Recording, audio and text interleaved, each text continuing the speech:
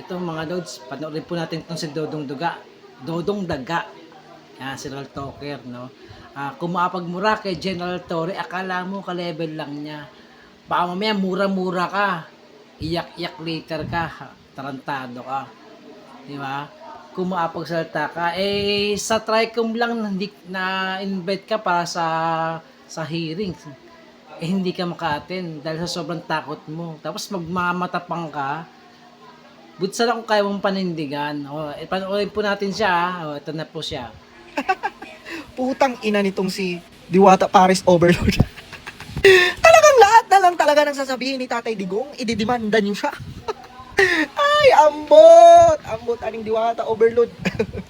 Basahin natin yung kanyang sinabi. Puro patay-patay na lang. Tapos if they will be taken on their word, Ayan. biglang Napanood po sasabihin natin, joke diba? only. Ang tapang niya. Ang Akala latest mo na naman, palusot, no? he is just expressing a Akala mo legal may opinion. kakayahan siya. Hindi na pwede yun. That's too much. Hindi ka Talaga ba? kay General Torres, si Rax, Kibong galing Baka. yan. Hindi na pwede yun. Bre. Ikaw pa ayang isang Dodong Daga ka. Nagmamatapang ka, iiyakin ka namang hayop ka. Attend ka muna ng Tricom hearing. Pakita mo kung gano'ng katapang, doon ka magpaliwanag.